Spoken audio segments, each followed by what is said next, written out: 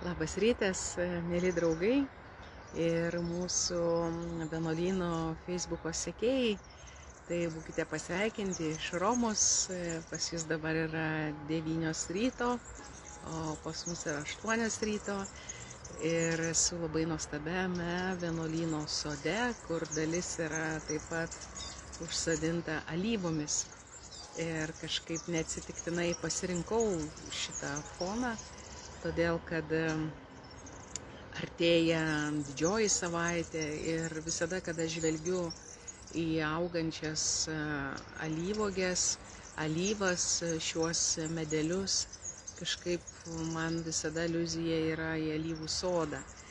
Prieš daug metų, gal prieš 25 metus, kai teko būti Šventoje Žemėje, tai yra ten aptvertas alyvų sodas ir alyvų kamienai tikrai be galo stori, tokie genėjami, sutrūkinėja ir kalbam apie tai, kad yra ta vieta, kur Jėzus meldėsi. Na ir čia žvelgdama į šias alyvas, matau, kad ta forma ne šiaip savo išgauta yra, o tam reikėjo labai daug genėjimo, labai daug tokios krypties parodymo. Tai išties viskas gamtoje irgi, jeigu šiaip paleidžiama, tai tampama chaosu ir sulaukėja, bet jai duodama kryptis, jai pažįstama augalo rūšis, kaip pasakyti, išgauti iš jo maksimalią naudą ir gėrį pagal tą rūšį, reikia daug genėjimo, labai daug genėjimo, tai ypač su vynogėm. Mes matome, sesutė mūsų viena augina Utenoje, tai praktiškai 1 mėnuo, tai kas 2, kas 3 dieną turi eiti vien genėti, ištisai genėti, tam, kad išgauti tas kekės, derlingas, sultingas, didelės uogas, nerūgščias, subrandintas.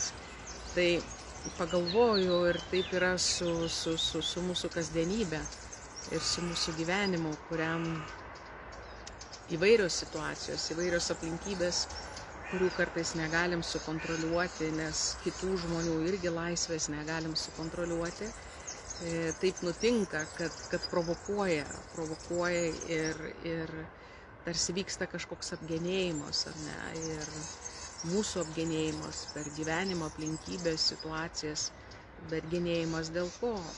Kad renkantis aukštesnę vertybę, renkantis aukštesnius tikslus, tai, kaip pasakyti, bet tai laiko atėjus, tai duoda begalinius vaisius.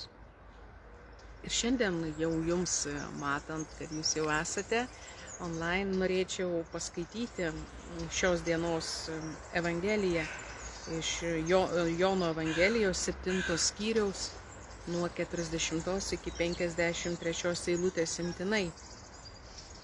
Taigi čia yra momentas, kada Jėzus yra Jeruzalėje ir skaitysiu, išgirdę tuos žodžius, kai kurie žmonės sakė, jis iš tiesų pranašas, kiti tvirtino, jis Mesijas.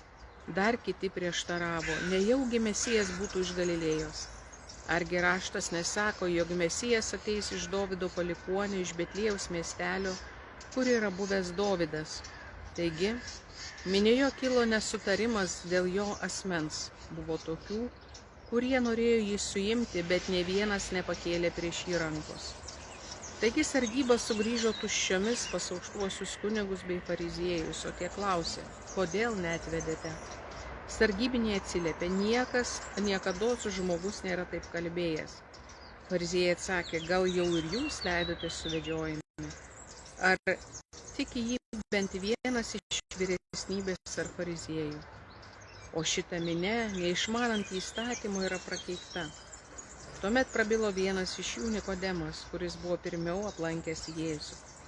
Ar leidžia mūsų įstatymas pasmerkti žmogų, jeigu jis pirmiau neištardytas ir nėra žinoma, ką jis padaręs? Tada jie atsiliepė, gal ir tu iš Galilėjos? Patyrinėk ir pamatysi, kad joks pranašas nebuvo kilęs iš Galilėjos. Ir taip jie išsivaikščiojo kas savo. Taigi matome čia, kad žmonės, kurie nesekė Jėzumi, kurie nematė jo stebuklų, išgirdę jo žodžius, iš tikrųjų ėmė sakyti, jis pranašas, jis mesijas. O iš tikrųjų, kokie buvo tie žodžiai, ar ne? Tai prieš tai esanti eilutė byloja, jis kalbėjo apie dvasią, kuri turės gauti įtikėjusi. Mat, šventoji dvasia dar nebuvo nužengusi, nes Jėzus dar nebuvo pašlovintas. Taigi, ir Jėzus šaukė, kas trokšta, tie ateina pas mane ir tegu geria. Kas mane tiki, kaip raštas sako, iš to vidaus plūs gyvojo vandens nuolat. Taigi žmonės tik klausėsi, nevaikščiojo su juo, nesimeldė su juo, nematė jo išgydymų, nematė jo santykių su žmonėmis, bet tik klausėsi ir netgi tie kareiviai, kurie turėjo jį suimti, buvo paliesti jo žodžių. Ir nebedrįso padaryti to veiksmo, kurį sąžinė kuždėjo, kad tai yra neteisinga. Tai išties kartais ir mes išgyvenam tai, kad maldoje, ar būnant bažnyčioje, ar klausant tam tikrų žmonių, išgirstam žodį. Ir atrodo, jisai kažką sužadina, jisai pasėja mumise kibirkštį, bet to neužtenka. Būti pagautam Dievo dvasios to neužtenka. Reikia visada tikrumas ir Dievo veikimas veda prie apsisprendimo, prie mūsų laisvės nukreipimo.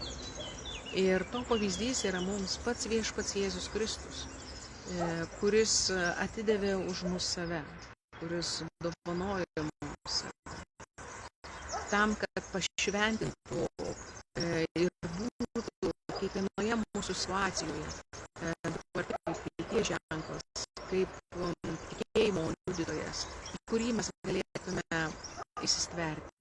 Taigi,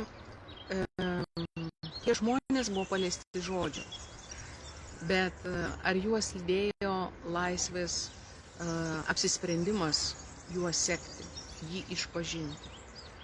Tai kartais ir mums taip nutinka, kad einame išpažinties, atrodo priimam šventą komuniją, atrodo skaitome Dievo žodį, bet kažkur kažkas pudruoja, kažkur kažkas neįvyksta, nes nesileidžiam giliau, nesileidžiam, kad ir mūsų laisvė būtų prakalbinta, ir mūsų valia būtų prakalbinta, kuri pasiryžta žingsniu. Štai ir čia man išties labai gražus tęstinumas yra Nikodemo istorija, nes Jono Evangelijoje 4 berods skyriuje, jeigu aš neklystu, pirmuosiuose skyriuose, tada būtų galima 3 skyriuje, Nikodemas ateina pas Jėzų nakčia ir jisai turi daug klausimų ir jisai nesupranta tos dvasinės tikrovės ir vėliau pasitraukia.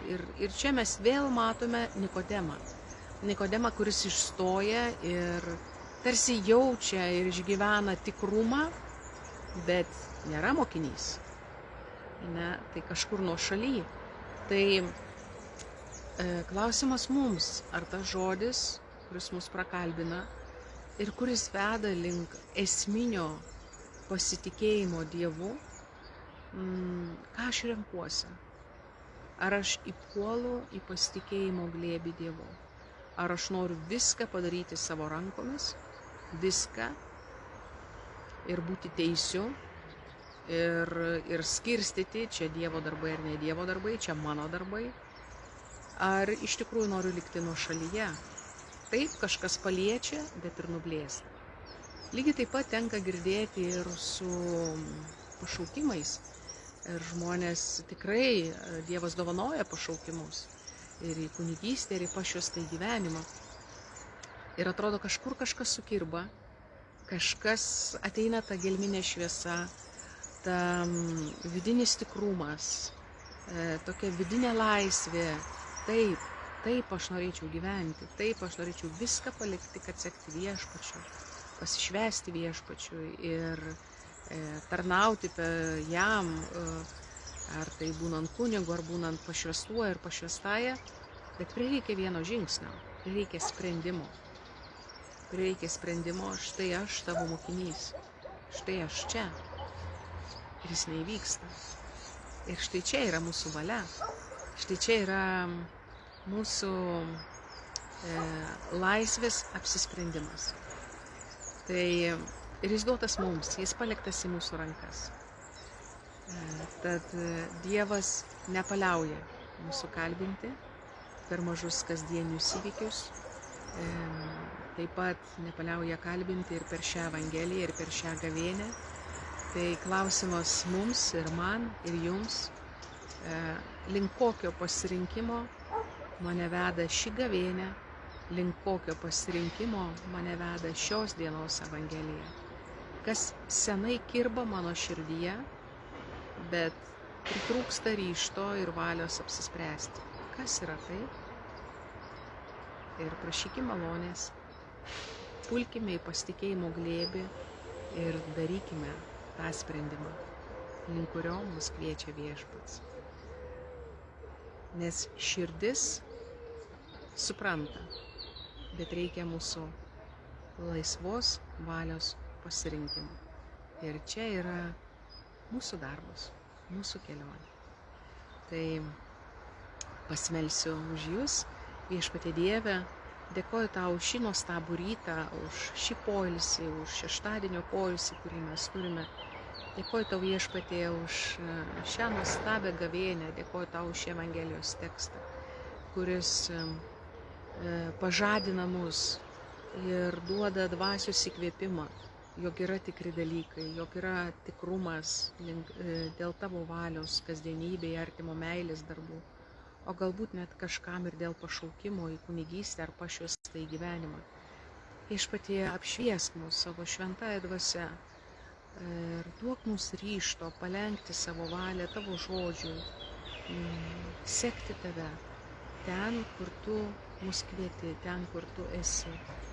Kad taip mes darome daug ir galbūt per daug, bet kad nurimtume tavyje ir pasitikėtume tavimi ir ištartume, štai aš Viešpatie, tu mane šaukei, štai aš čia, per santuokos sakramentą, kur pašaukta ar pašauktas išgyventi bendrystę su sutuoktiniu, štai aš čia, per kunigystės sakramentą, štai aš čia, per pašvęsto gyvenimo įžadus. Viešpatie, aš esu visas tavo, o tu esi visas man. Būk pagarbintas, Viešpatie. Palaimink šią gavėnią ir šį laiką, pašventink mūsų kasdienybę, mūsų santykius, mūsų poilsį ir mūsų pasiryžimus ir galbūt net šiandien vykstančius didelius apsisprendimus. Garbė Dievui Tėvui ir Sūnui ir Šventajai Dvasiai, kaip buvo pradžioje, dabar ir visados, ir per amžius. Amen.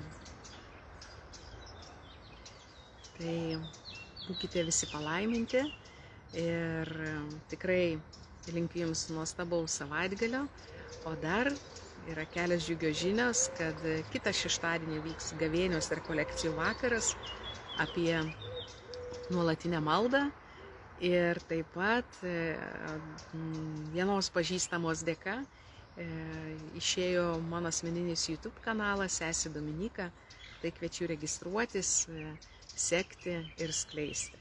Tai palaiminto šeštadienio ir skanios kavos.